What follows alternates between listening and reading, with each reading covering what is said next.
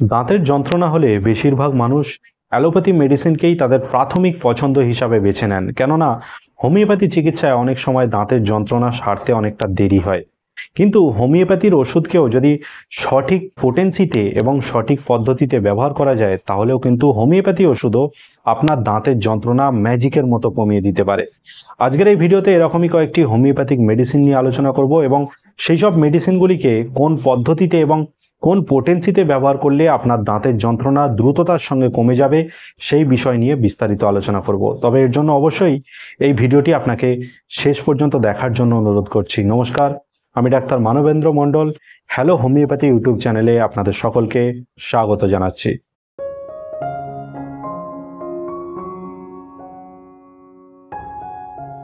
যেসব দাঁতের যন্ত্রণায় ছুঁচ ফোটানো বা ছিঁড়ে ফেলার মতো যন্ত্রণা লক্ষ্য করা যায়, এবং এই ধরনের যন্ত্রণা যদি গরম জিনিসে যেমন গরম ঘরে, গরম পানীয়ে বা গরম খাদ্য খেলে বৃদ্ধি পেতে দেখা যায়, কিন্তু ঠান্ডা জিনিসে যেমন ঠান্ডা পানীয় বা ঠান্ডা খাদ্য বা ঠান্ডা ঘরে থাকলে উপশম পেতে দেখা যায়। এছাড়াও যদি দেখা যায় যে দাঁতের যন্ত্রণা নড়াচড়া করলে বৃদ্ধি পাচ্ছে, কিন্তু চুপ করে শুয়ে পড়ে থাকলে দাঁতের যন্ত্রণায় উপশম পাওয়া যাচ্ছে, এই ধরনের লক্ষণযুক্ত দাঁতের যন্ত্রণার ক্ষেত্রে আপনারা প্রায়োনিয়া মেডিসিনটিকে 30 পোটেন্সিতে 2 ফোঁটা করে দিনে 2 থেকে 3 বার 1 চামচ জলের সাথে মিশিয়ে খেতে পারেন। তাহলে এই ধরনের লক্ষণযুক্ত দাঁতের যন্ত্রণা আপনার কিছুক্ষণের মধ্যেই সম্পূর্ণভাবে সেরে যাবে।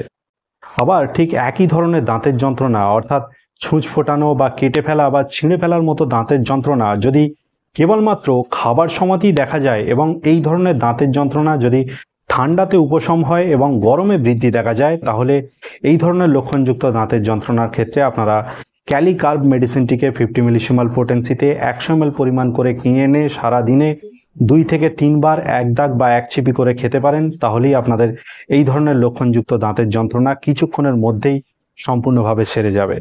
আবার যেসব ছোট ছোট শিশু বা মহিলাদের দাঁতের যন্ত্রণার ক্ষেত্রে, যারা দাঁতের যন্ত্রণার জন্য চুপ করে কোথাও বসে থাকতে পারে না, সর্বদাই এদিক ওদিক হাঁটাচলা করতে থাকে, অথবা ছোট ছোট শিশুরা কোলে করে উঠে এদিক ওদিক বেড়াতে চায়, এই ধরনের লক্ষণযুক্ত দাঁতের যন্ত্রণার ক্ষেত্রে আপনারা ক্যামোমিলা মেডিসিনটিকে 30 পোটেন্সিতে 2 ফোঁটা করে দিনে 2 থেকে 3 বার 1 চামচ জলের সাথে মিশিয়ে ব্যবহার করতে পারেন।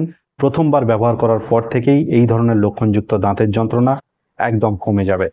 আবার যে সমস্ত দাঁতের যন্ত্রণা কান পর্যন্ত চলে যায়, এবং এই ধরনের দাঁতের যন্ত্রণা যদি রাত্রিবেলায় অথবা অতিরিক্ত গরমে বা অতিরিক্ত ঠান্ডাতে বৃদ্ধি পেতে দেখা যায়, এবং এর সাথে যদি এইসব ব্যক্তিদের অতিরিক্ত জলের পিপাসা, অতিরিক্ত ঘামে অতিরিক্ত দুর্গন্ধ এবং মুখ দিয়ে এক ধরনের দুর্গন্ধযুক্ত লালাস্রাব হতে দেখা যায়, তাহলে এই ধরনের লক্ষণযুক্ত ব্যক্তিদের এই রকমের দাঁতের যন্ত্রণার ক্ষেত্রে মার্কসল মেডিসিনটিকে 50 মিলিসিমাল পোটেন্সিতে 100 ml পরিমাণ করে কিনে এনে প্রত্যেক দিন 1 ছিপি বা 1 দাগ করে যদি দিনে 2 থেকে 3 বার খাওয়া যায়, তাহলে এই ধরনের লক্ষণযুক্ত দাঁতের যন্ত্রণা সম্পূর্ণভাবে সেরে যাবে।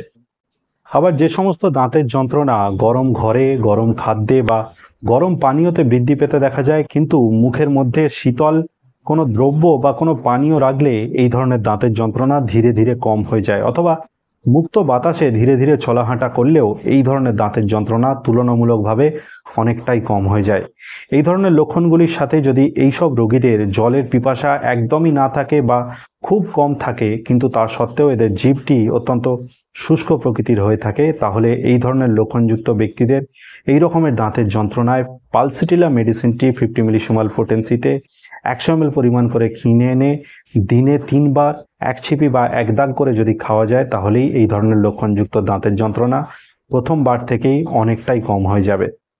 আবার যেসব দাঁতের যন্ত্রণাগুলি ঠান্ডা জলে বা ঠান্ডাতে বৃদ্ধি পেতে দেখা যায়, কিন্তু গরমে বা গরম ঘরে থাকলে উপশম হতে দেখা যায়, এই ধরনের লক্ষণযুক্ত দাঁতের যন্ত্রণার রোগীরা যদি অত্যন্ত ভীতু প্রকৃতির হয়ে থাকেন এবং সামান্য কিছুতেই যদি এদের অতিরিক্ত ব্যাকুলতা লক্ষ্য করা যায়, তাহলে এই ধরনের লক্ষণযুক্ত দাঁতের যন্ত্রণার ক্ষেত্রে আপনারা সাইলিসিয়া মেডিসিনটিকে 50 মিলিসিমাল পোটেন্সিতে 100 ml পরিমাণ করে কিনে এনে 1 ছিপি বা 1 দাগ করে দিনে 2 থেকে 3 বার খেতে পারেন। তাহলেই এই ধরনের লক্ষণযুক্ত দাঁতের যন্ত্রণা প্রথমবার ব্যবহার করার পর থেকেই ধীরে ধীরে কম হয়ে যাবে।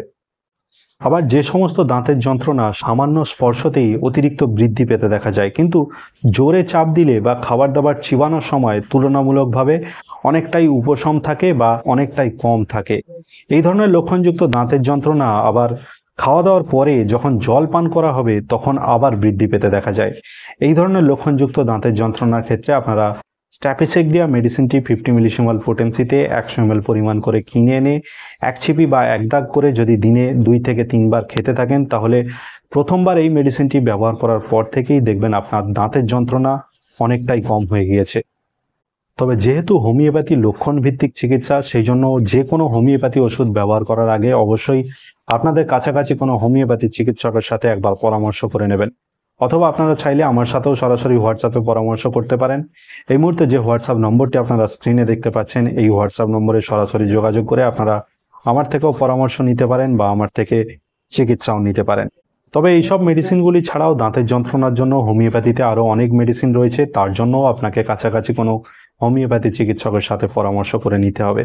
দাঁতের যন্ত্রণা নিয়ে আজকের এই ভিডিওটি আপনাদের কেমন লেগেছে অবশ্যই আপনারা কমেন্ট বক্সে কমেন্ট করে জানাবেন, এবং যদি আপনারা এই চ্যানেলে সম্পূর্ণ নতুন হয়ে থাকেন তাহলে অবশ্যই চ্যানেলটিকে সাবস্ক্রাইব করে রাখবেন, যাতে এই রকমের নতুন নতুন এবং গুরুত্বপূর্ণ ভিডিও আরও পেতে পারেন। আজকের এই ভিডিওটি এইখানেই শেষ করলাম। পরবর্তীকালে আবারও এরকম একটি নতুন এবং গুরুত্বপূর্ণ ভিডিও নিয়ে আপনাদের সামনে আমি উপস্থিত হব। ততদিন সবাই সুস্থ থাকবেন, ভালো থাকবেন, নিয়মিত শরীরচর্চা করবেন। ধন্যবাদ।